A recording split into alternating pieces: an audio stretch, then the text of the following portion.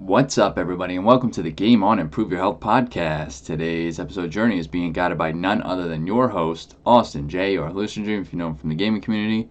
And today's topic is a follow-up and question and answer to last week's episode, which was on misinformation. Thank you for tuning in and listening, and enjoy this episode. Blah, blah, blah, blah, blah, blah, blah. What's up, everybody? Thank you for tuning in, and I want to apologize. It looks like my, sorry, I'm looking over if you're watching on YouTube. Looking over often because it looks like my microphone is really picking up my voice today. I'm not sure why. Maybe I turned it up too much.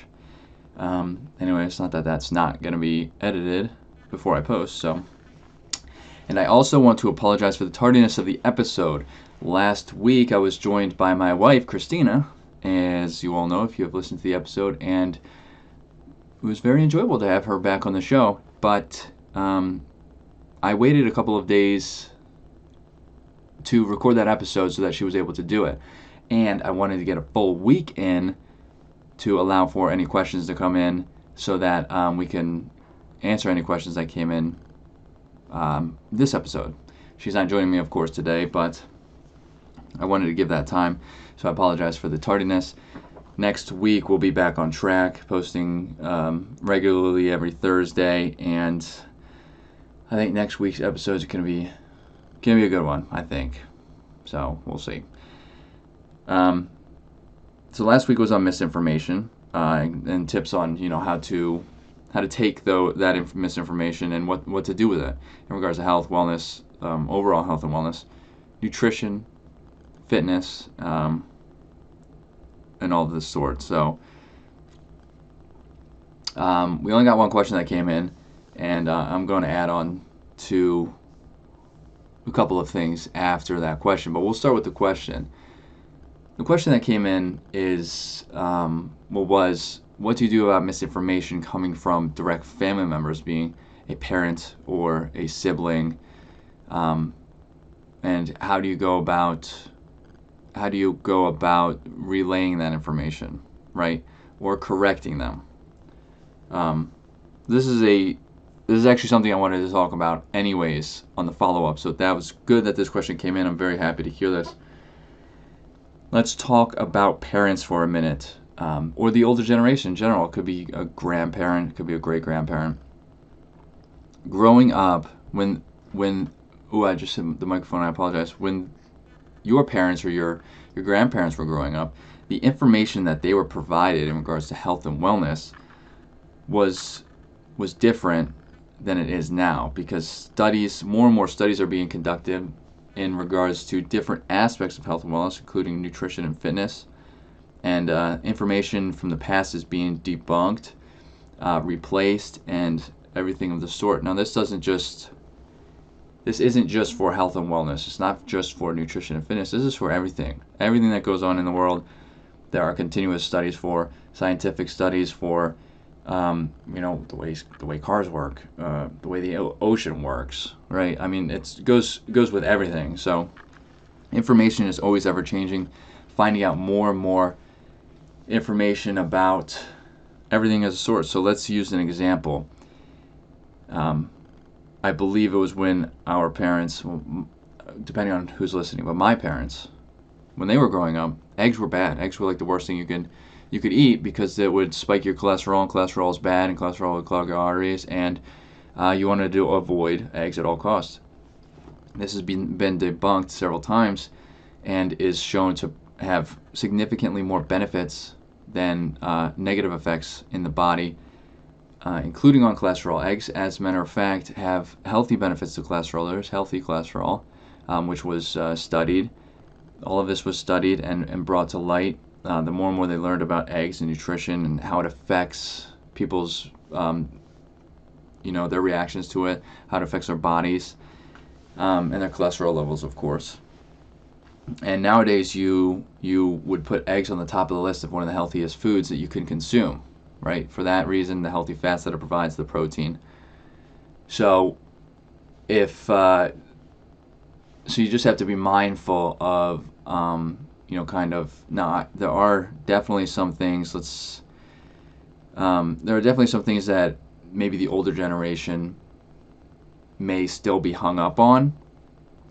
And I would say the way to approach that, let's say my mom or my dad came up to me and said eggs are bad, they're not going to eat eggs, and this is why, because cholesterol. Well, I would, you know, I would tell basically how I would approach this is I would say, it's definitely understandable why you feel that way, but I would say, those were studies done when you were growing up, right? So there's been many multiple studies since. I can provide you with them if you would like, but I don't think I need to. Well, hopefully I don't need to. Hopefully you kind of just, believe that I have done the research for you. You're free to do that yourself. But I can provide those with you. And it actually shows that eggs are beneficial for you and they're good for your healthy cholesterol, which wasn't taken into consideration when you were growing up, right? When you were receiving all this information.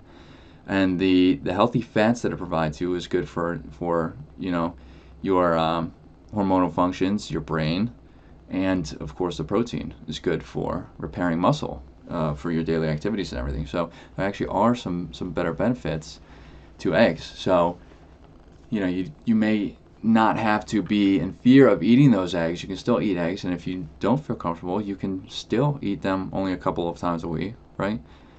And reap the benefits of these eggs that you're eating, even only if a couple times a week. That's kind of how I would approach it. Obviously, every situation is different. I've already talked to family members and have received backlash on what I was saying, and that the studies show this, and it was the exact same thing that they were saying. So we'll keep on the eggs. The studies show that eggs, boost your cholesterol, and that's just sometimes people get hard stuck on that. So then, I mean, if that was the case, and I really was dead set on getting them to eat their eggs, I would maybe print out some abstracts, some like paraphrasing of these studies that show the actual benefits and how the boost in the cholesterol isn't as negative as it once was thought. And if that really is a big issue, maybe just offering a different food to them. So saying, well, the eggs are out, right? So you don't want to eat eggs. Well, what else could we eat? What could we replace that with as a healthy alternative? Would you like some help trying to maybe find that out, right? So then I would try to help find different alternatives, because sometimes people just and I know this is how I was, and kind of still am with some things. I would want to eat something, realize it's not as good as it could be for me, and then I would struggle to find what I would want to replace it with.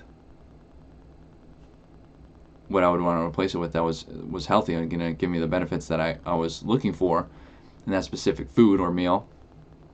And if I was unable to come up with that very quickly, without doing an excess amount of research, which sometimes is grueling work, which I think that's how I feel it is, but I feel like I can come up with that. Google's very powerful. I feel like I can come up with that very fast. Sometimes just don't feel like doing that, right? You just don't feel like looking for that information.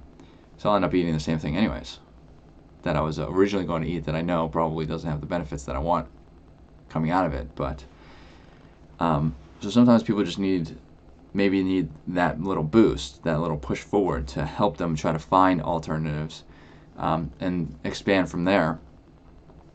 And then maybe those same people will eventually come to terms and be like, well, maybe eggs really aren't that bad for you, right? Especially if you're showing them this information. You're doing blood panels. I don't know if people do blood panels, but I do fairly often, and it shows my cholesterol levels.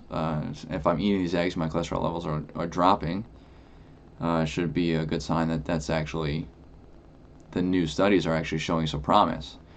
So that is definitely one of the things I wanted to talk about. I think that's crucial nowadays because of just all of the years of research that is now being thrown out there. And you just want to try to make sure that you are on the right path, right? Regardless of where you're getting this information from. And you always want to trust your parents, right? You always want to trust your family, your friends. And it's okay if they are giving information that has been previously debunked, right? It's okay if you thought you are given, or you had information that you've been giving that is previously debunked. I couldn't tell you how many times over the past couple of years I have said or told people about things that have been changed already. It happens. You just got to keep up with the research if that's what you want to do, right? And you don't have to continuously research every single day. I mean, these kind of become, if you follow health and wellness, different I guess trends on social media, these trends like eggs, they pop up often. So you can generally look at them, see what it's saying, then quickly do some research, hopefully from reliable sources, and find out if it's true or not. So yeah, that's kind of how I would go about that. On the topic of social media, I'm not going to drag this episode out very much because I want to. You don't really want to mumble, right? Don't want to keep mumbling. On the topic of social media, though, I cannot stress enough how important it is to make sure that the person you're watching, giving this information, is somebody who is reputable, somebody who maybe has proper certifications, right? Like is an actual personal trainer, a chiropractor, especially if they're telling you to crack certain things like your back or your neck. That could be dangerous. Or somebody who is telling you to burn fat. I think we talked about this in the first episode. Burn fat by walking 2 miles a day. Yeah, like they're a personal trainer and they're doing it the right way. No, I can't stress enough how important it is to ensure that the information you're receiving is proper and going to benefit you, and is for your specific level. Not everybody is at the level where they're able to walk 2 miles every single day and be able to handle it properly. Their body won't break down, or get injured, right? And it's a starting point for people. So I can't stress enough how important that is. Don't want to see anybody get injured, especially at the beginning of their fitness journey, because that would just, I know what that does, and it just derails you. And the mental aspect, and it's even harder to recover from that because you've done this and now you've been injured and it's a bad experience, and bad experiences stick for quite some time, right? So I just wanted to reiterate that fact, and probably going to end there.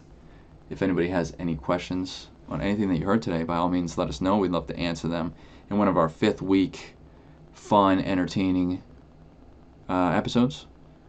And if not, we'll hopefully see everybody in next week's episode. Again, my name is Austin J, or hallucinodream. All of my links are in the description. Over here on the left, if you're watching on YouTube, our links are here. You can check out our website, follow us on social media. That would be greatly appreciated. If you're watching on YouTube and enjoy the content, hit that subscribe button. Any and all support really helps. And if you're listening on a podcast platform, giving us a good rating, if you enjoy it, letting us know what you think, that would be also greatly appreciated. So thank you for tuning in and listening, and hope to see everybody next week.